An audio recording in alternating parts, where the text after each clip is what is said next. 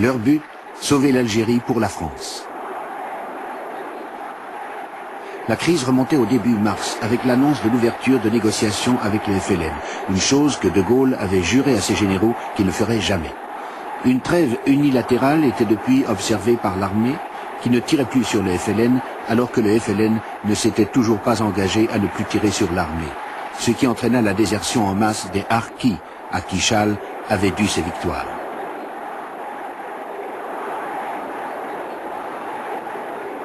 D'ailleurs, des rumeurs de putsch couraient depuis la semaine des barricades et surtout depuis la désastreuse tournée de Gaulle en décembre.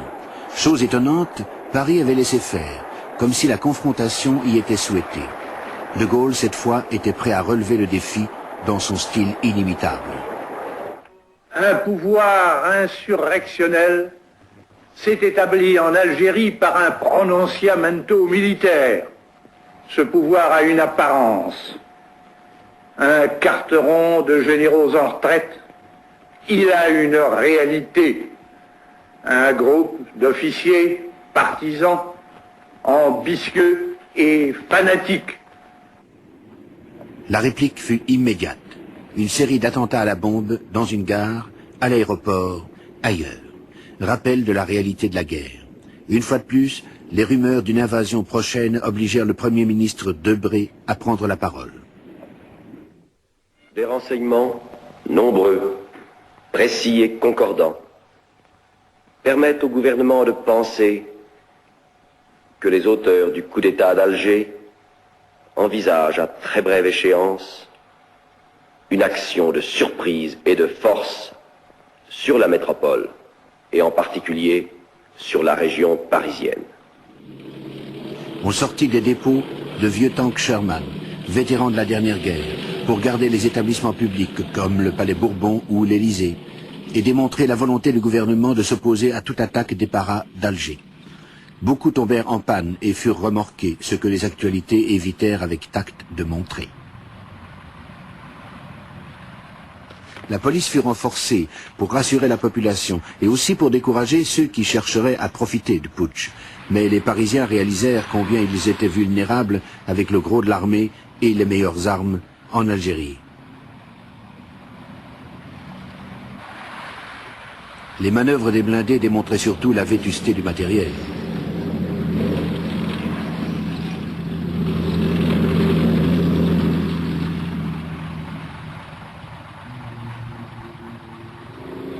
Les allées et venues au palais de l'Élysée étaient bien la preuve d'une crise grave.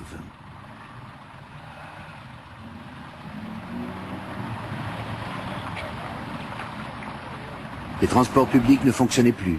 Les cafés restaient ouverts, mais les salles de spectacle avaient fermé. Les vols étaient suspendus, à l'exception du trafic vers la Suisse, et, plus surprenant, vers l'Algérie. Tout arrivant à Paris était suspect.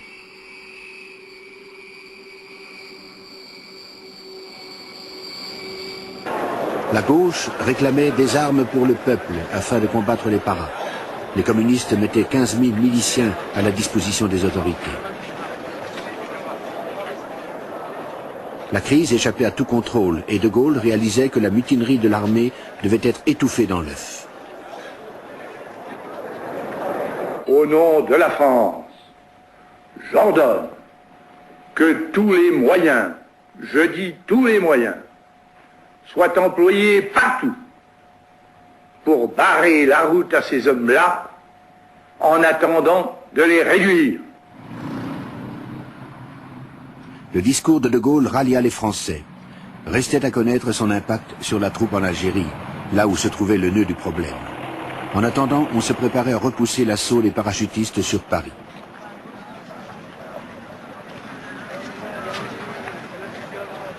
D'anciens ministres, des fonctionnaires, des généraux à la retraite, des adversaires acharnés de Gaulle vinrent offrir leurs services. Le complot pour s'emparer de Paris fut déjoué par l'arrestation de son auteur. 2000 parachutistes cachés dans les bois entourant la capitale et ne recevant aucun signal furent facilement dispersés. Cependant, De Gaulle en appelait à ses compatriotes, surtout à ceux dont tout dépendait, les soldats en Algérie.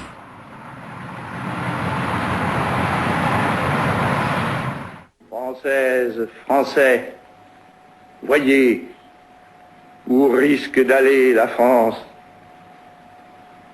par rapport à ce qu'elle était en train de redevenir. Française, Français, aidez-moi. Le putsch s'effondra. Le discours de Gaulle, sans doute le plus efficace de sa carrière, en fut la cause. Schall et ses acolytes espéraient que le reste de l'armée rejoindrait leurs trop rares partisans, une fois leur emprise sur l'Algérie démontrée. Mais cette démonstration, jamais ils ne purent la faire. De plus, il s'avéra qu'au lieu des 3 mois de ravitaillement qu'ils croyaient détenir, ils n'en avaient que pour quelques jours. La rengaine la plus populaire était alors la chanson d'Édith Piaf, « Je ne regrette rien ». C'était bien ce que ressentaient les putschistes au moment de se disperser. Schall se constitua prisonnier pour être jugé pour haute trahison. Les autres se cachèrent. Les paras qui les avaient soutenus se trouvaient abandonnés à leur sort. Tandis qu'on les ramenait à leur cantonnement avant de les disperser, ils reprenaient en chœur le tube de l'époque. Non, rien de rien.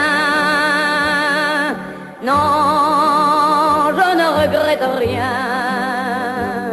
Ni le bien qu'on m'a fait, ni le mal, tout ça m'est bien égal. Non, rien de rien. Non, je ne regrette rien. Car ma vie, car mes joies, aujourd'hui, ça commence avec toi.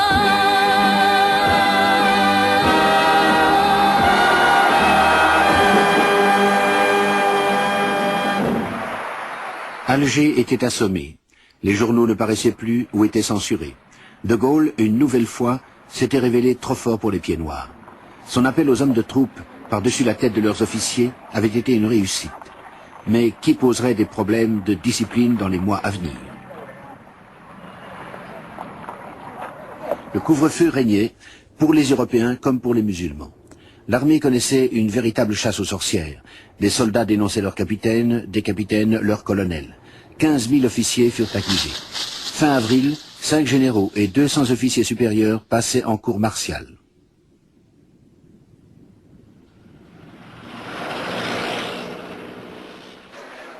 Les actualités françaises cherchaient à faire croire à un retour à la normale, mais il était clair qu'avec la disparition des Pieds Noirs en tant que force politique après la semaine des barricades, et avec une armée en pleine confusion depuis l'échec du putsch, un vide s'était créé.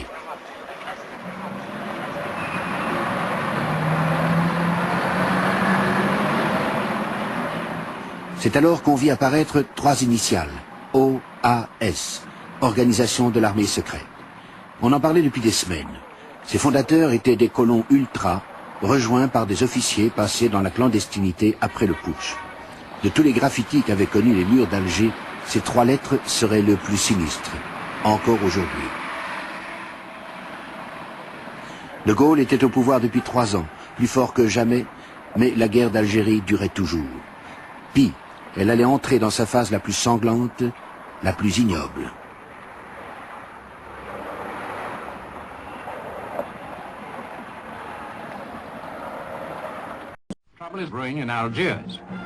Les troubles couvent en Algérie. Des patrouilles sont envoyées pour contrôler une manifestation de l'OAS, l'organisation dirigée par l'ex-général Salan. Toutes les mesures sont prises pour éviter une nouvelle insurrection contre la politique algérienne du président de Gaulle.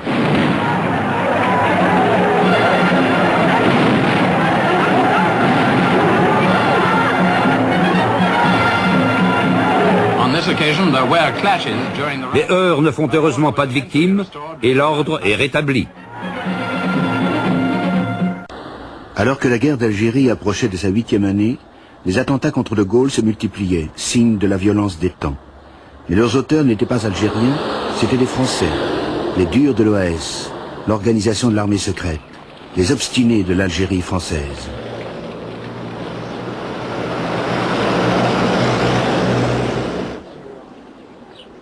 La dernière tentative d'assassinat eut lieu alors que De Gaulle se rendait à Colombey. Le slogan de l'OAS, la valise ou le cercueil, résumait le choix cruel proposé aux colons, quitter l'Algérie ou y mourir. L'OAS reprochait à De Gaulle l'ouverture de négociations avec le FLN.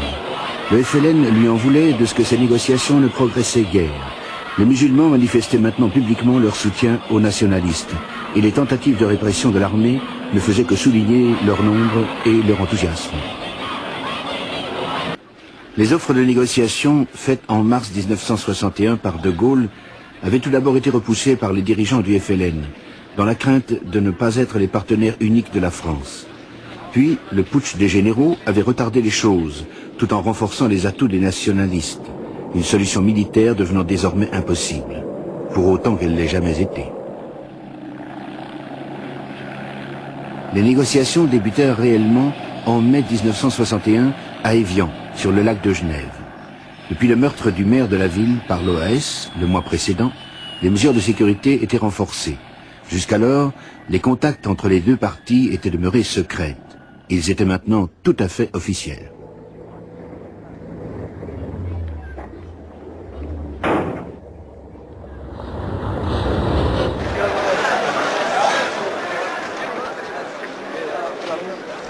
Les pourparlers se déroulant en territoire français, les délégués du FLN logeaient sur l'autre rive du lac. L'émir de Qatar avait mis sa résidence suisse à leur disposition. Ce fut un moment poignant pour la délégation française quand pour la première fois elle rencontra officiellement les représentants de la rébellion la plus implacable à laquelle la France ait jamais dû faire face. Pourtant, les pourparlers furent rompus. La pierre d'achoppement avait été le Sahara, les Français prétendant qu'ils ne faisaient pas partie de l'Algérie. S'ils prolongeaient ainsi la guerre, ce n'était pas pour des étendues de sable désert, mais pour du pétrole, du gaz naturel et des sites où tester leur force de frappe atomique. La rupture à Évian exaspéra De Gaulle, d'autant que les bombes de l'OAS semaient la ruine dans Paris. Pour les Français, c'était la goutte qui faisait déborder le vase. Pour De Gaulle, cette guerre l'empêchait d'entreprendre son œuvre de redressement de la France. Pour le FLN, ces bombes affaiblissaient d'autant le gouvernement français. Depuis l'échec du putsch, le chef de l'OAS, le général Salan, vivait dans la clandestinité. Des journalistes l'y découvrirent et lui demandèrent s'il négocierait avec le FLN. Alors là, non, ne parlons pas de négociation. Non, je pense que l'exemple que nous leur montrons doit suffire à les rapprocher de nous. Êtes-vous prête à négocier avec le général de Gaulle? Non, je ne vais pas négocier avec le général de Gaulle. Le général de Gaulle s'est séparé de nous, c'est fini pour nous, le général de Gaulle. Il nous a trop triché, il nous a trop menti. Salan bluffait. Il avait peu de partisans en France, où les bombes de l'OAS dressaient l'opinion contre ses vues. Il n'y avait pas que la gauche à manifester contre les ultras. Des milliers de Parisiens descendirent dans la rue quand une bombe destinée au ministre André Malraux fit perdre la vue à un enfant de 4 ans. La brutalité avec laquelle la police réprima cette manifestation surprit. Elle prouvait combien cette police était infiltrée par l'OAS et combien elle était coupée du reste de l'opinion française.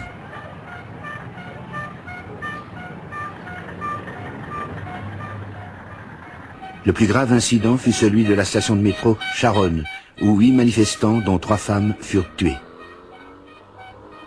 Je suis descendue au métro Charonne. On m'a dit qu'il y avait une manifestation, les gens reculaient, il y avait déjà des blessés, des gens par terre, en tout ça. Plusieurs ont été écrasés sous le poids des grilles, enfin il y a eu des coups de matraque, des gens matraqués. On a transporté ces personnes sur le quai du métro Charonne.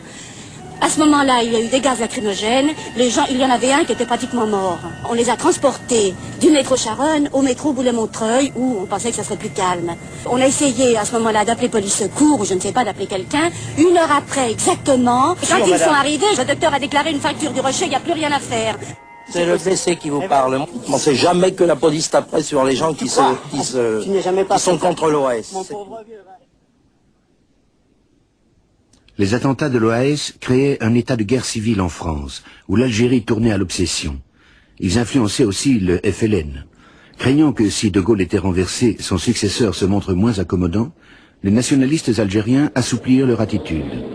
Le nouveau président du gouvernement provisoire, Ben Khedda, était conscient du carnage que l'OAS faisait dans la population musulmane, dégoûtée elle aussi par la guerre. Paradoxalement, les deux camps étaient unis face à un même adversaire. Sur la question fondamentale de l'avenir de l'Algérie, les points de vue français et algériens se sont rapprochés. donnant à une éventuelle négociation des bases plus précises et plus sûres. C'est dans ce contexte qu'on peut s'interroger si la procédure d'autodétermination n'est pas dépassée et s'il n'existe pas un chemin nouveau, plus court et plus aisé pour parvenir à la cessation des hostilités.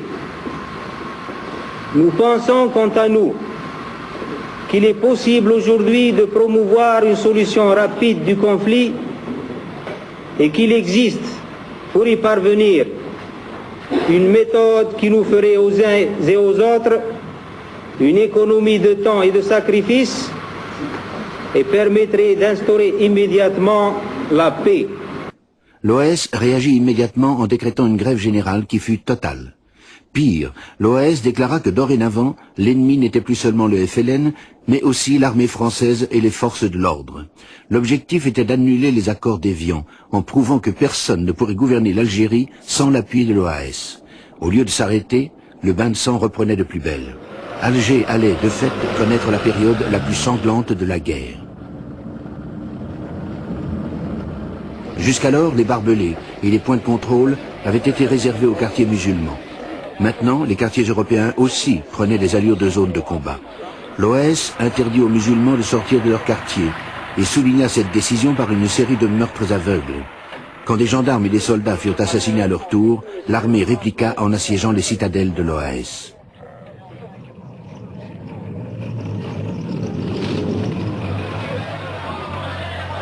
Pour résister, les colons organisèrent un système ingénieux pour ravitailler les 60 000 habitants de Bab el-Oued, un faubourg ouvrier de petits blancs, de pieds noirs, qui avait le plus à perdre d'une Algérie algérienne.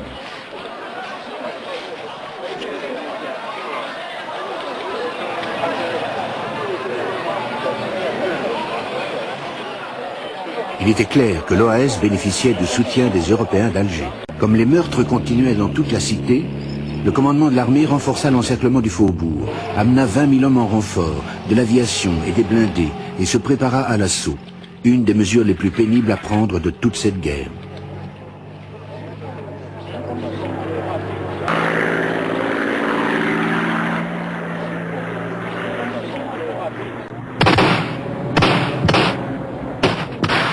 La bataille de Bab el-Oued dura 3 jours et coûta la vie à 15 soldats et à 20 pieds noirs. Débordée, la police réclama l'aide de la troupe. Mais ce n'étaient plus les unités entraînées qui avaient combattu l'OAS à Bab el-Oued. Les grenades lacrymogènes lancées d'hélicoptères n'arrivèrent pas à disperser la foule. La police se reposait visiblement sur l'armée, mais c'étaient de jeunes recrues, beaucoup de harkis, qui, devant l'évolution de la situation, étaient surtout préoccupés de leur sort. Nerveux, anxieux, ils n'étaient pas préparés à une mission demandant tact et expérience. Injuriés par les Européens hostiles, dépaysés dans cette ville, ils étaient une proie rêvée pour les agents provocateurs.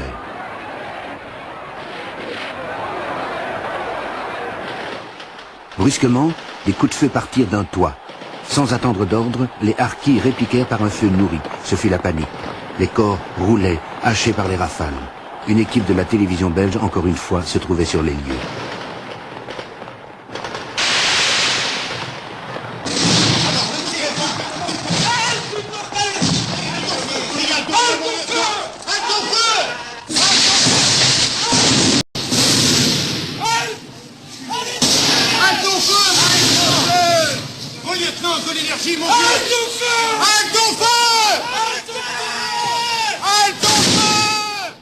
Quand tout fut fini, on releva 46 morts et plus de 200 blessés, dont 20 devaient encore mourir. On retrouva plus de 2000 douilles. Si l'OAS avait voulu un massacre spectaculaire, elle l'avait obtenu. Maintenir l'ordre pendant la campagne du référendum sur les accords d'Évian, qui devait avoir lieu en juillet, serait une tâche redoutable. Les tueurs de l'OAS ne se recrutaient pas seulement parmi les plus ultras des pieds noirs, héros de la semaine des barricades, mais aussi parmi les paras et les légionnaires qui avaient déserté après l'échec du putsch de l'année précédente. En fait, l'état-major était constitué par les colonels et les capitaines qui s'étaient soustraits à la justice. Mais la direction politique venait des ultras, pour qui une Algérie algérienne était anathème, et de ces généraux qui voyaient dans la décolonisation un complot communiste. De plus, L'OAS attirait tous les psychopathes, les ratés, les sadiques, les assassins, les esprits tordus qui abondaient dans cet Alger en guerre. L'incohérence anarchique de sa structure était une invite à régler de vieux comptes sous le couvert d'une soi-disant action politique.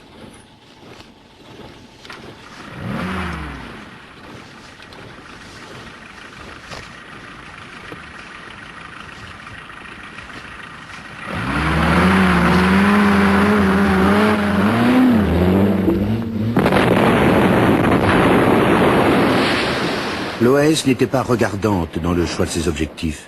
Quand il n'assassinait pas leur dose quotidienne de 30 à 40 personnes, pour la plupart des musulmans et quelques pieds noirs modérés pour faire bonne mesure, les tueurs plastiquaient des hôpitaux, des écoles, des banques, des prisons, des librairies, des garages, des usines. Leur choix n'avait pas de limite.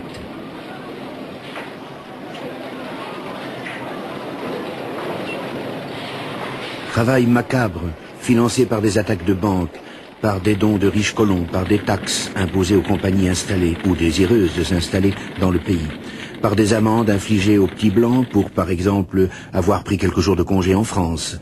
Un trésor énorme dont on ne sait ce qu'il est advenu. Pas plus que du trésor du FLN, placé, lui, dans un compte numéroté en Suisse et dont seuls quelques dirigeants connaissaient le chiffre. Des dirigeants dont beaucoup allaient connaître une mort violente et encore mal expliquée. Alger, socialement, était une ville morte. L'OAS en était responsable. Et aussi la présence de l'armée. Rares étaient les cinémas ou les cafés qui restaient ouverts le soir. Même durant la journée, plus personne ne s'attardait. Une épouse devenait folle si son mari avait quelques minutes de retard. Les amis se méfiaient les uns des autres. Les voisins se suspectaient. Européens et musulmans s'évitaient. Les deux communautés étaient définitivement divisées.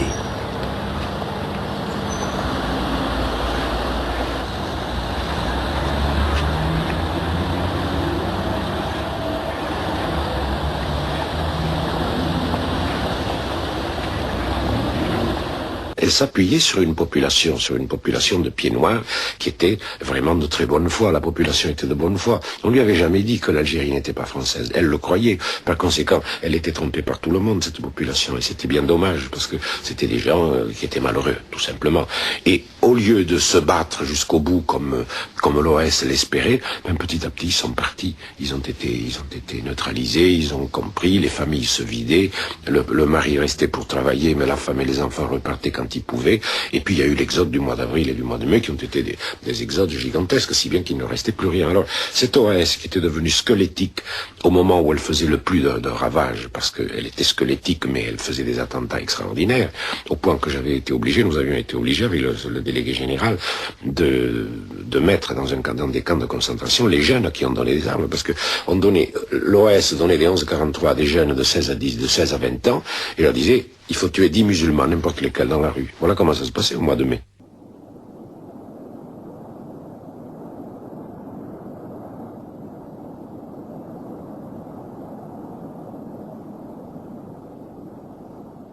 Il y a eu la journée des facteurs, par exemple. Ils tuaient tous les facteurs musulmans qu'ils rencontraient. On donnait une arme à des enfants de 18 ans, il fallait tuer les facteurs. Une autre fois, les femmes de ménage. Une autre fois, il fallait tuer les pharmaciens, etc. Donc le terrorisme a pris des formes gigantesques. Alors là, je tiens à signaler une chose qu'on n'a pas dit toujours, n'est-ce pas? C'est que le nombre d'attentats OAS en 6 mois, pendant que j'étais préfet de police à Alger, à l'époque où j'étais plus longtemps que ça, mais dans les 6 mois, c'est-à-dire de décembre à juin, de décembre 61 à juin 62, a été 4 fois plus important que le nombre des attentats du FLN en 6 ans. The OAS period was a very crazy period.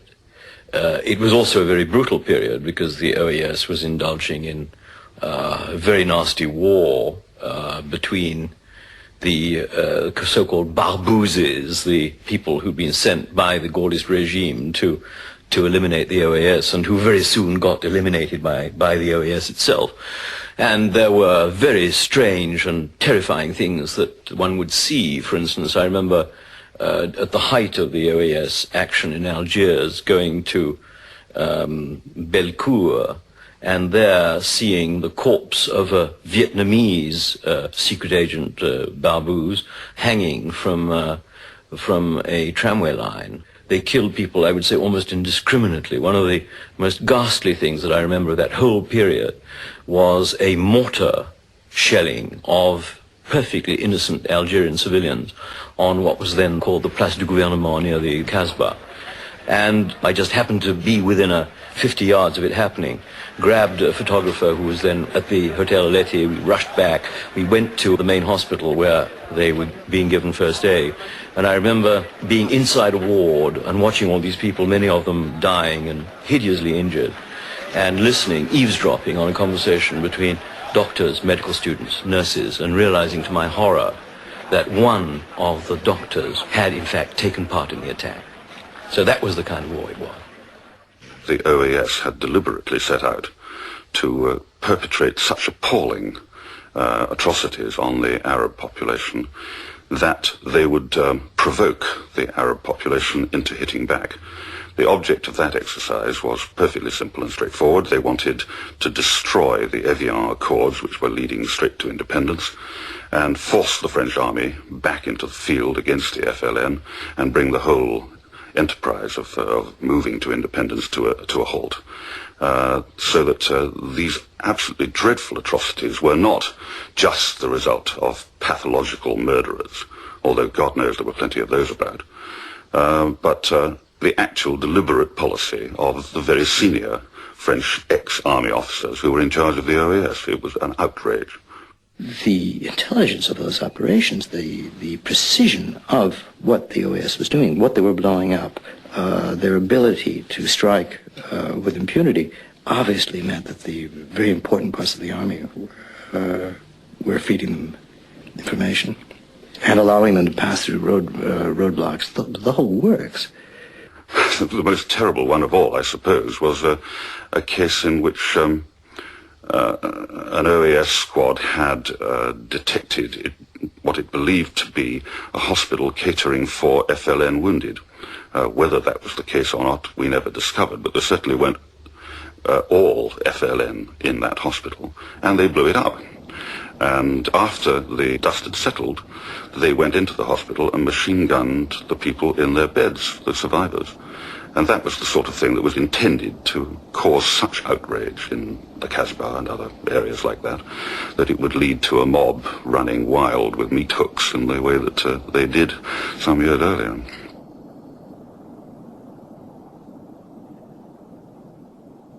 Les attaques de l'OAS devenaient de plus en plus décousues, conséquence de l'arrestation de la plupart de ses chefs. Le second de Salan, le général Jouot, avait été arrêté en mars.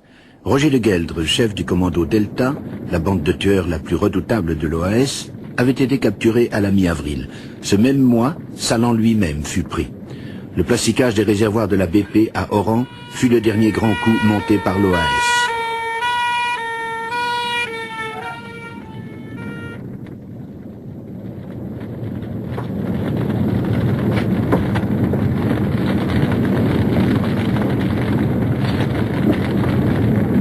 Du fond de leur prison, Salan et Jouot eux-mêmes conseillaient l'arrêt des attentats.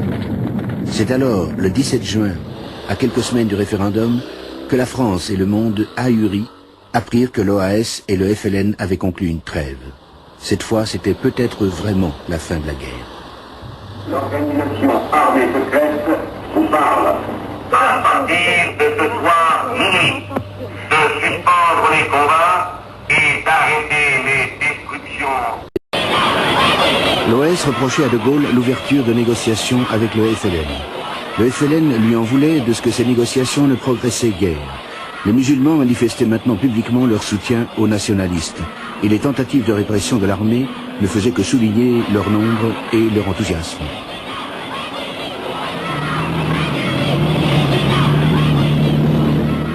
Depuis la démonstration dramatique de la solidarité musulmane au cours de la dernière visite de De Gaulle en décembre, les colons ne pouvaient plus nier le soutien populaire du FLN. Et tandis que les négociations se poursuivaient, les soldats français étaient laissés à leur mission de maintien de la paix en Algérie. Une mission ingrate et pleine de dangers, comme en témoigne ce reportage de Robert Key pour l'émission de la BBC Panorama. Les forces de l'ordre entrent en action contre les manifestants arabes. Immédiatement, les premières ambulances arrivent dans la cour de ce vaste HLM d'Alger. Les Arabes n'essayent pas de fuir, et les soldats saisissent tous les drapeaux nationalistes, non sans brutalité.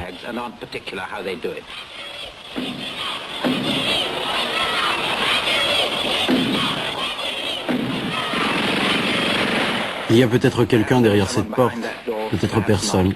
Les Français ne se posent pas de questions et les Arabes cachent leurs morts. Le chiffre officiel, 4 morts dans ce building. Mais plus personne ne croit au chiffre officiel.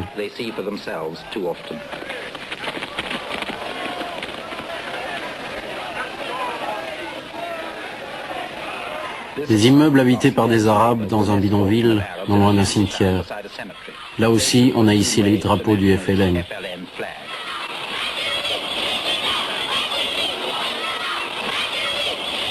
Un quartier, là aussi, complètement isolé.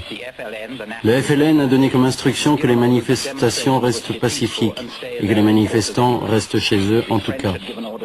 Les Français, eux, ont interdit toute manifestation.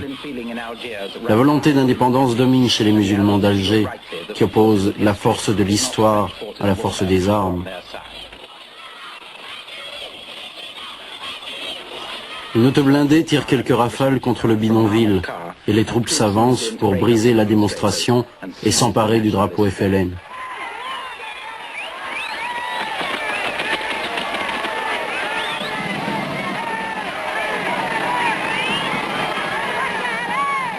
C'est ainsi qu'a débuté la 8e année de guerre en Algérie.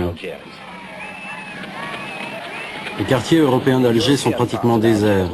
Les magasins sont fermés.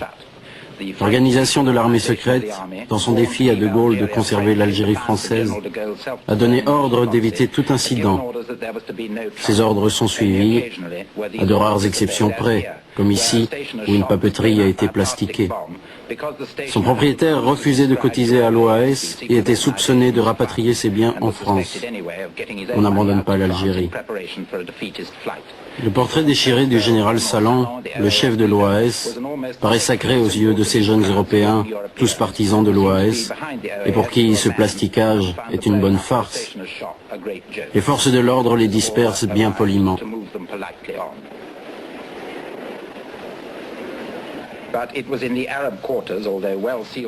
Mais ce jour-là, c'est dans les quartiers arabes, pourtant isolés, que l'on sentait le mieux la tension. Une tension qui, bien qu'habituelle à Alger, n'en demeure pas moins sinistre, désagréable. Les Européens ne peuvent oublier la terreur des attentats aveugles du FLN. Ils n'envisagent l'avenir qu'avec la crainte. Ils ne prennent pas de risques.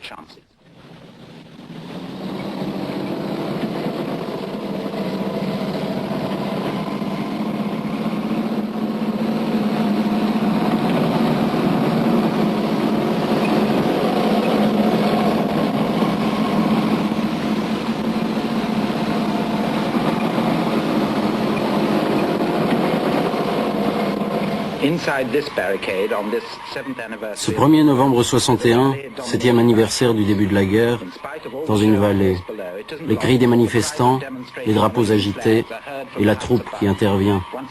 Mais ici, les choses tournent différemment. La falaise est surmontée par un vaste immeuble. Les habitants sont au balcon.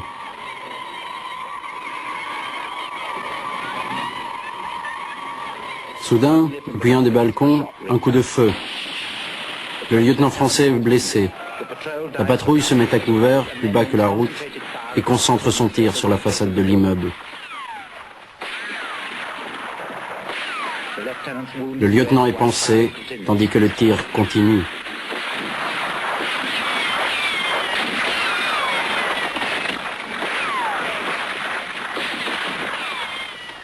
Soudain, le calme revient. Le tir s'arrête et les blessés, certains du moins, sont chargés dans les ambulances par ceux-là même qui les ont blessés. Une vingtaine de victimes sont ainsi évacuées. Il y aurait 2 morts, chiffre modéré pour les normes algériennes. Des renforts arrivent, mais l'incident est clos. Ce déploiement de force empêche les questions sur l'origine et les raisons de cet incident. L'ordre est rétabli. Les forces de l'ordre ont fait leur devoir.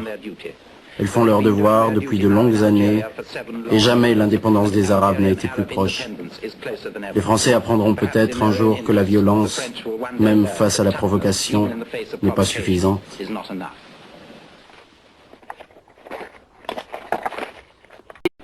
Les offres de négociation faites en mars 1961 par De Gaulle avaient tout d'abord été repoussées par les dirigeants du FLN.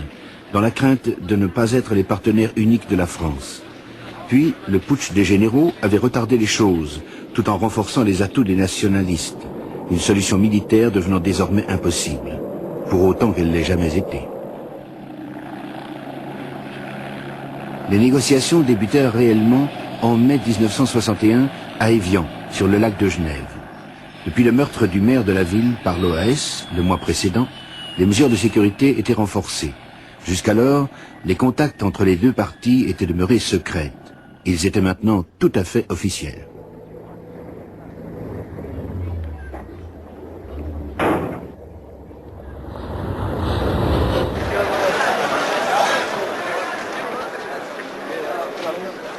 Les pourparlers se déroulant en territoire français, les délégués du FLN logeaient sur l'autre rive du lac.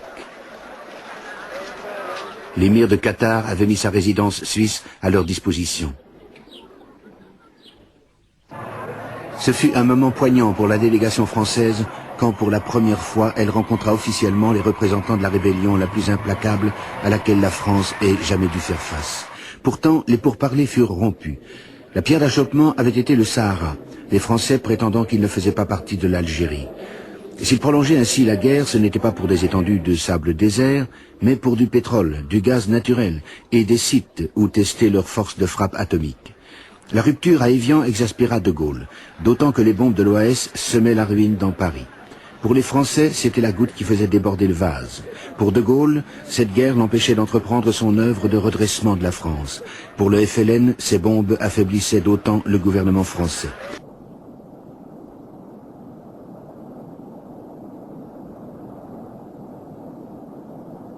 Le véritable accord fut obtenu à Lérousse, loin de la publicité. Mais les dernières retouches furent faites à Évian, à la mi-mars 62. Le FLN y fit quelques concessions, mais les principales vinrent de la France, qui céda sur les questions du Sahara, des droits de la minorité européenne et sur bien d'autres, dans sa hâte de voir terminer cette guerre épouvantable.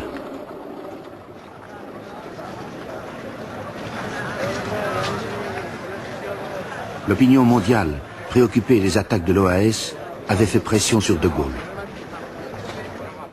En dépit de toutes les différences de race, de vie et de religion, il y a entre l'Algérie et la France non seulement les multiples liens tissés au cours des 132 ans de leur existence commune, non seulement les souvenirs des grandes batailles où les enfants des deux pays luttèrent côte à côte dans nos rangs pour la liberté du monde, mais encore une sorte d'attrait particulier et élémentaire. Qui sait même si la lutte qui se termine et le sacrifice des morts tombés des deux côtés n'auront pas en définitive aidé les deux peuples à mieux comprendre qu'ils sont faits, non pour se combattre, mais pour marcher ensemble sur la route de la civilisation. Le 19 mars 1962, à midi, ce fut le cessez-le-feu, et le cauchemar prit fin. Les Parisiens n'osaient y croire. Après 7 ans et demi, le carnage s'arrêtait. Mais s'arrêtait-il vraiment? La conclusion du cessez-le-feu en Algérie, les dispositions adoptées pour que les populations y disposent de leur destin, la perspective qui s'ouvre sur l'avènement d'une Algérie indépendante coopérant étroitement avec nous, satisfont la raison de la France. Une équipe de la télévision belge, alors en Tunisie, put enregistrer les faits de l'annonce du cessez-le-feu sur les troupes du FLN, qui ne ferait donc pas une guerre pour laquelle elles s'étaient entraînées.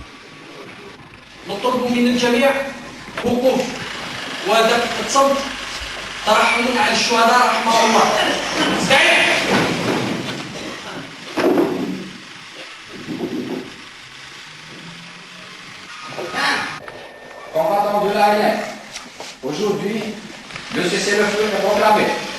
Le cessez-le-feu n'est pas encore la paix. La paix n'est pas encore l'indépendance et l'indépendance n'est pas la révolution. C'est dire que la lutte continue, plus ample, plus complexe, plus subtile que jamais.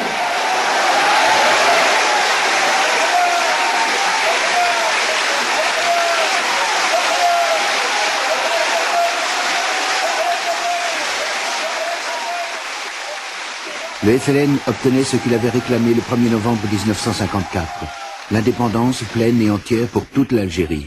Pourtant, pour les Français, le soulagement l'emportait sur les regrets.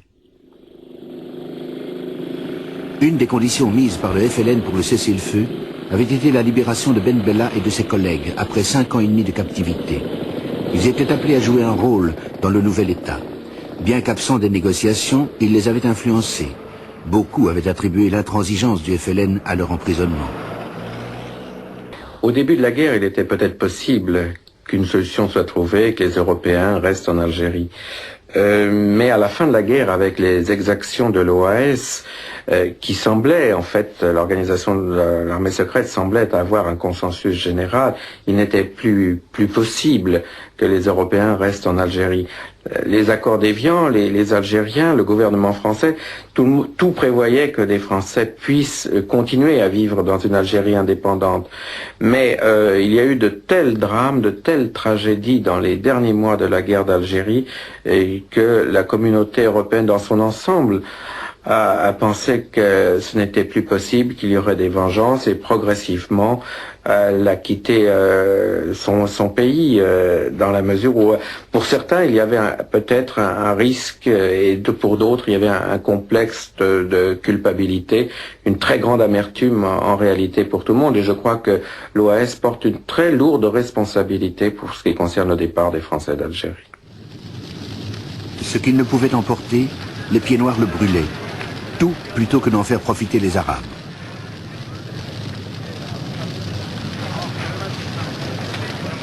Même chose avec leurs voitures.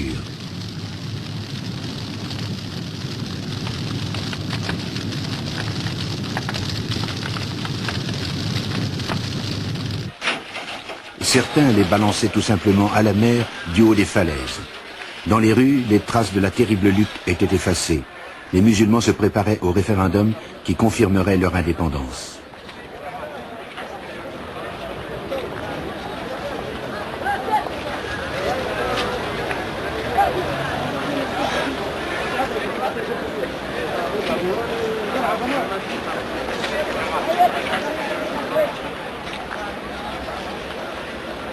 Trois jours après la trêve, le couvre-feu qui avait réglé la vie d'Alger si longtemps fut enfin levé. En métropole, 90% des voix s'étaient déjà prononcées en faveur des accords d'Évian. Le oui des musulmans d'Algérie allait être encore plus massif.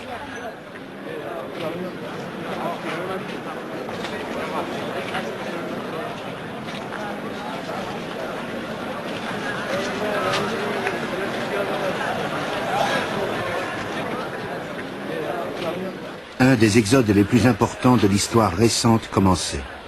Après 132 ans, les pieds noirs quittaient l'Algérie en masse. Non pas les quelques milliers de réfugiés auxquels Paris s'attendait et que les accords d'Évian avaient prévus, mais des centaines de milliers, que rien ni personne n'arrêterait. Un des exodes les plus importants de l'histoire récente commençait. Après 132 ans, les pieds noirs quittaient l'Algérie en masse.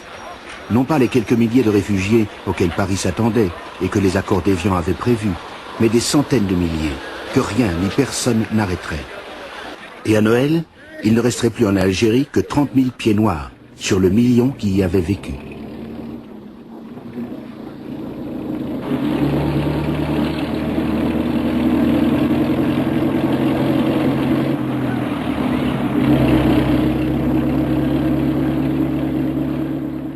You don't have to be right morally or historically to really suffer very deeply. I think the Pieds Noirs, historically, they were wrong. Morally, at the time of the OAS, they were wrong. But their suffering in the Exodus was real. The people responsible for the ultimate misery of the colons were the OAS. Les vrais responsables de la grande misère des colons, c'étaient les gens de l'OAS et leurs tactiques de terreur. Les colons avaient une telle peur des représailles après l'indépendance qu'ils ne pensaient qu'à tout quitter. À la fin, il y eut des scènes déchirantes à l'aéroport.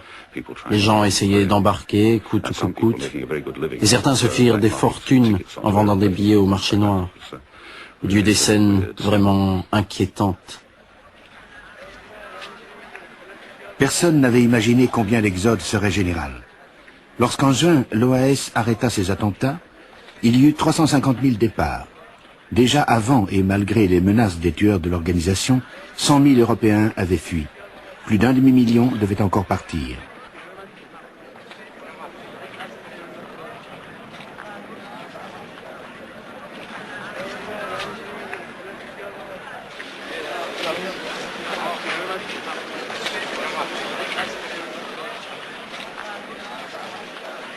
Les commerçants vendirent leurs fonds à n'importe quel prix, puis fermèrent leurs boutiques pour toujours.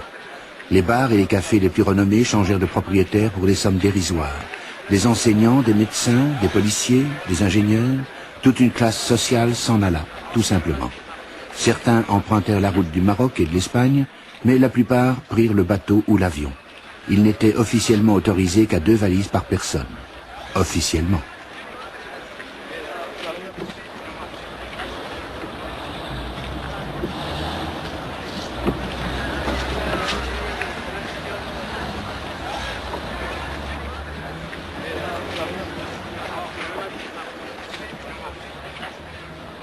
La presque totalité des 200 000 Juifs d'Algérie partit en France, destination générale des réfugiés, un pays où beaucoup n'avaient jamais mis le pied.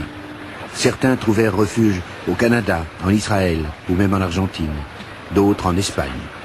Le nombre des arrivants en France équivalait aux populations de Lyon et de Marseille réunies. Si les musulmans modérés regrettaient cet exode, ce n'était pas le cas des durs du FLN, qui ne voyaient pas de place pour les pieds noirs dans la nouvelle Algérie. Certains voisins chanceux tirèrent profit de cet exode. Mais les harkis, qui avaient servi la France, eurent moins de chance. Sur 250 000, 15 000 seulement purent s'échapper. Ces hommes, ces musulmans, sont des Morasni. Ils faisaient partie de l'armée française et étaient chargés d'assurer la sécurité des SAS. Que vont-ils devenir maintenant? C'est la question qu'ils posent à leur lieutenant, et à laquelle ce dernier ne sait pas encore répondre, d'où son trouble. Qu'est-ce que vous comptez faire? Rien. Suivre l'armée, jusqu'à ce qu'ils me disent de la quitter. Et alors, qu'est-ce que vous ferez à ce moment-là? Ben, je sais pas. بلادي بلادي الأمان الأمان بلادي بلادي الأمان الأمان أغني علاك بأي لسان جلالك تقصر عنه اللغة جلالك تقصر عنه اللغة ويعجزني فيك سحر البيان وهام بك الناس حتى الطغاة أول بلد استعمر هو الجزائر وآخر بلد تخلص بالاستعمار هو الجزائر فجمال الجزائر أغرى حتى المستعمرين فلم يريدوا الخروج منه ولم يريدوا أن ينسوا ما ذاقوا به من نعم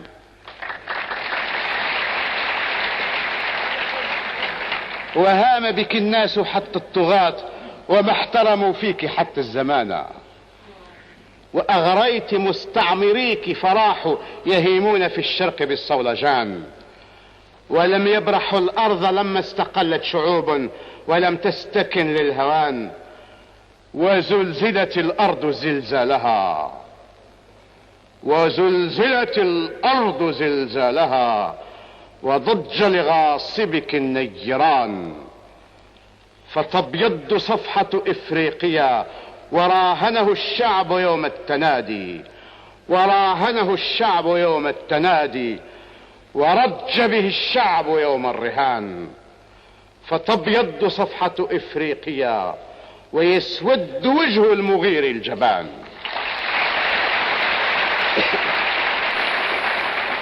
La volonté des peuples qui veulent être libres est tellement puissante à notre époque que la force des armes n'y peut vraiment rien, et que il faudrait souhaiter, est-ce possible, il faudrait souhaiter que l'histoire serve à quelque chose dans des pays comme l'Afrique du Sud ou l'Amérique du Sud.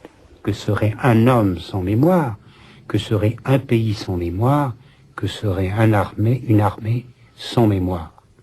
C'est la mémoire vivante qui fait le présent, et le présent tient en lui l'avenir.